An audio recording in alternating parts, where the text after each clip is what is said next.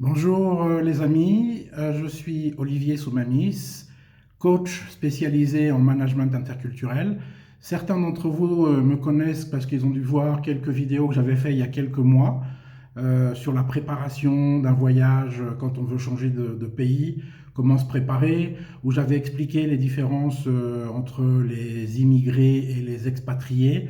Ce que je vois sur les réseaux sociaux, beaucoup de jeunes qui partent en fait comme immigrés, mais bon, qui se dénomment expatriés. Et non, ils ne sont pas expatriés, ils sont immigrés. Mais bon, je ne reviendrai pas sur ce thème, il y a déjà une vidéo.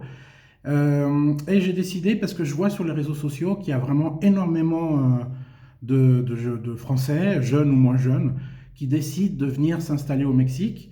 De Français, et pas que des Français, des Canadiens, des Belges, etc. Il y a enfin des francophones, on va dire, qui ont le désir de s'installer au Mexique. Donc j'ai décidé de faire toute une série de vidéos sur la culture mexicaine, sur des points. Chaque vidéo pardon, aura un point précis de la culture mexicaine pour vous aider à mieux comprendre votre nouvel environnement culturel. C'est important, vous allez devoir vous adapter si vous venez vivre, vous installer pour vivre et travailler au Mexique.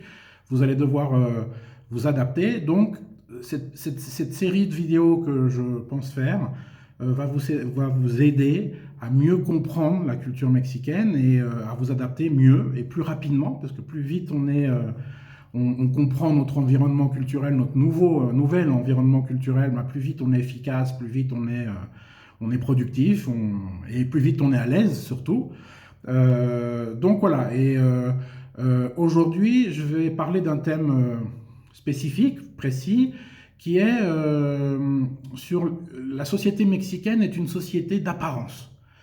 Donc je vais parler de ça. Avant de développer le thème, je vous invite à vous abonner à ma chaîne parce que toutes les semaines, je mettrai une vidéo nouvelle avec un thème nouveau et donc comme ça, cliquez aussi sur la petite cloche parce que comme ça, vous serez informé des nouvelles vidéos que je montrerai sur ma chaîne. Donc voilà. Donc, la société mexicaine est une société d'apparence. Quand on arrive au Mexique, au début, on ne connaît pas le pays, ou par exemple les touristes. Les touristes, ils arrivent et quand ils repartent, ils sont enchantés, ils sont emballés. Les Mexicains sont super chaleureux, les tacos al pastor sont vraiment excellents, les plages, les paysages, les pyramides. La première impression qu'on a quand on arrive au Mexique, la première impression, elle est toujours positive. Vraiment. Enfin, sauf si vous arrivez vraiment, vous vous êtes fait braquer dans la rue le deuxième jour de votre arrivée. Bon, votre impression sera peut-être moins positive. Mais d'une façon générale, quand tout se passe bien, la première impression, elle est toujours positive. Et bon, tant mieux, parce que c'est vrai que les Mexicains sont chaleureux, c'est vrai que les tacos al pastor sont très, très bons, et les plages sont superbes. Donc voilà. Sauf que les choses sont au Mexique jamais aussi simples. C'est-à-dire que le Mexique, c'est un pays culturellement complexe, et il y a toujours il faut toujours se méfier au Mexique des apparences parce que les apparences peuvent être très trompeuses et les apparences peuvent être à l'opposé de la réalité en fait. Il y a un philosophe, un littéraire très connu au Mexique, Octavio Paz, qui est bon, décédé depuis, mais qui a eu un prix Nobel de littérature et qui a écrit un livre donc, que je conseille à toute personne qui veut venir s'installer au Mexique. Il faut absolument lire ce livre qui est une Bible. Enfin, pour moi, en tout cas, c'est une Bible. Si on veut comprendre la société mexicaine, si on veut comprendre les Mexicains, il faut lire le livre Le labyrinthe de la solitude de Octavio Paz. Je vous mettrai en bas de la vidéo, je vous mettrai les coordonnées du livre. Et dans ce livre, donc ce livre explique la société mexicaine en profondeur. Là, on rentre dans la psychologie, dans la psychosociologie, la psychologie de la société mexicaine, si on veut vraiment comprendre. Et Octavio Paz, c'est le premier à avoir parlé de ce concept dans ce livre, donc, de la société des masques.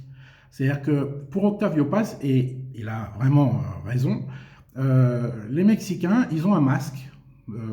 Quand on les voit, ils ont un masque sur leur figure. Et ce masque, il est souriant, il est agréable.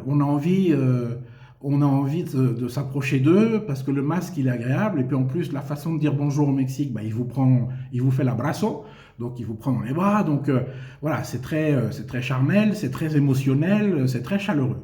Donc cette première impression avec ce masque qui aide à avoir cette bonne première impression euh, peut être trompeur parce que ce que dit Octavio Paz dans son livre, c'est que derrière le masque, le Mexicain, il est très peu sûr de lui, il est plein d'angoisse, il peut être en dépression, alors que le masque, lui, projette une image de super positif, le sourire, agréable.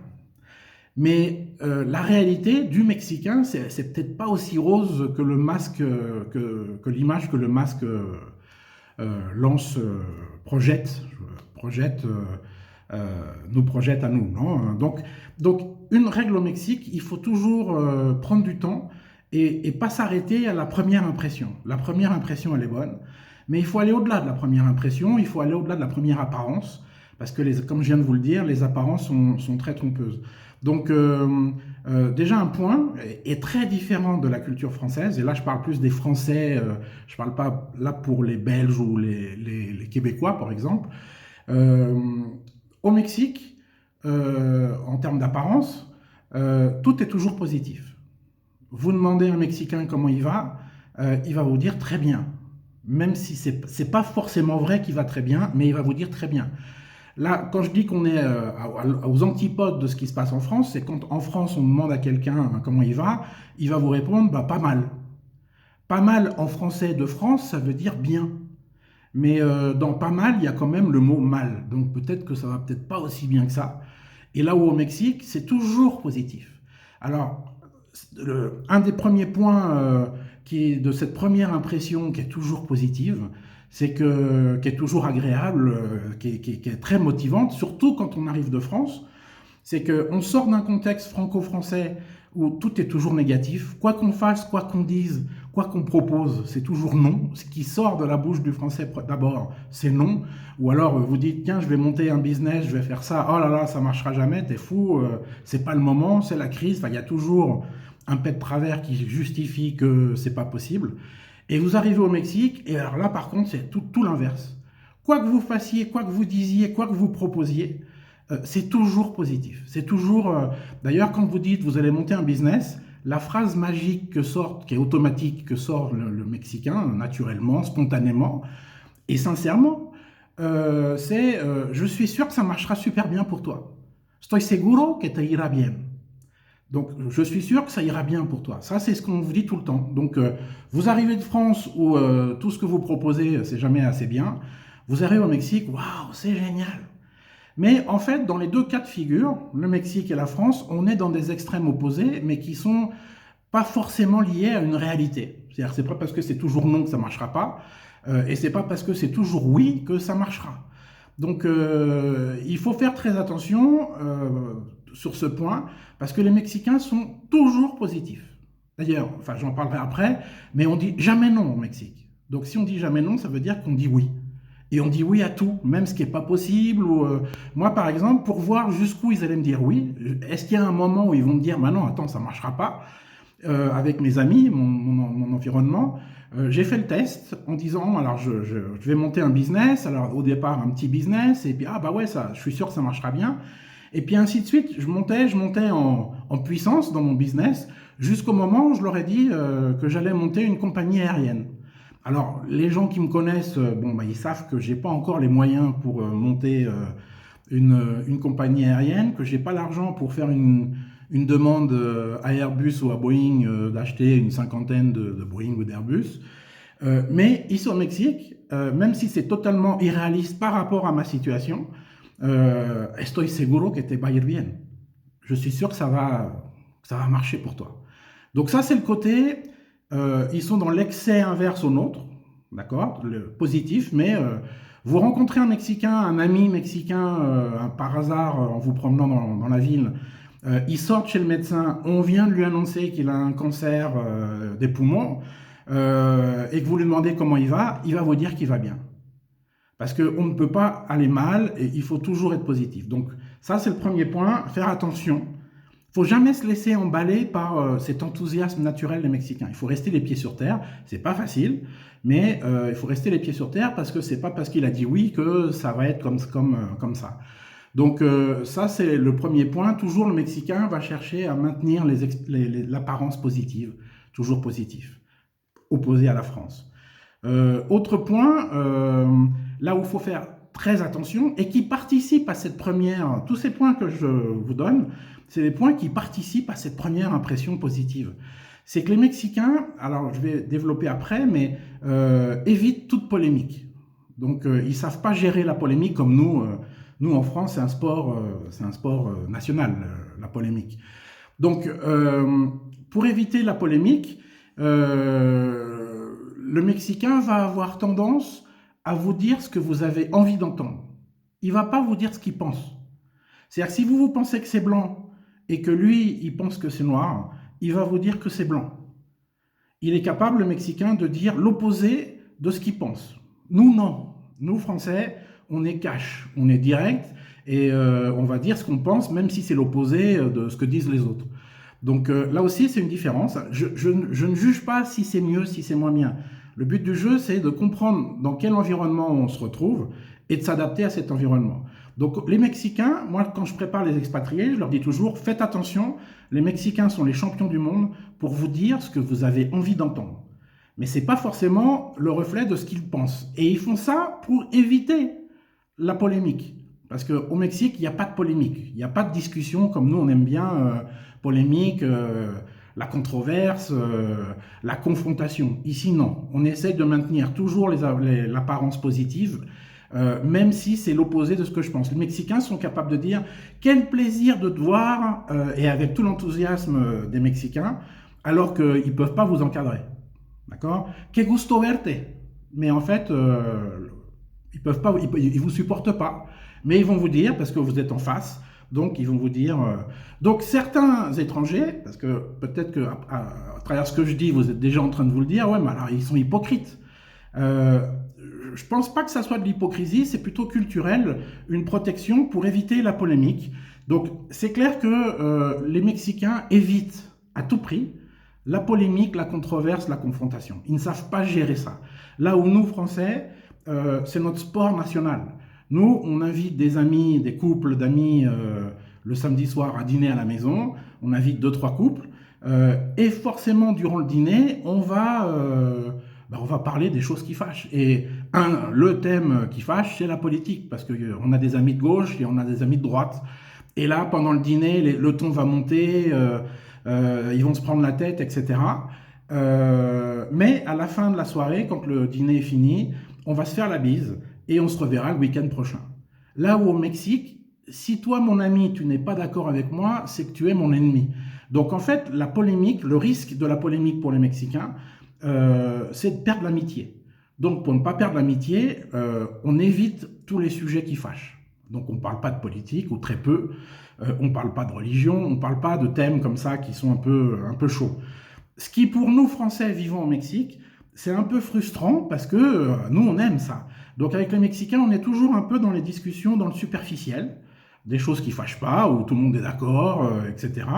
Mais les sujets de controverse, c'est plus compliqué. Donc c'est pour ça qu'on a tendance à se retrouver entre Français, pas systématiquement, mais quand on a besoin de se prendre un peu la tête les uns avec les autres, on se retrouve entre Français pour avoir ce type de discussion dont on a l'habitude depuis notre enfance et notre culture. D'accord ? Je ne dis pas que c'est pas bien de se prendre la tête, d'être dans la polémique, peut-être pas en permanence, mais très souvent, mais c'est partie de notre culture. Au même titre que c'est pas non plus pas bien de ne pas être dans la polémique avec les Mexicains, c'est partie de leur culture.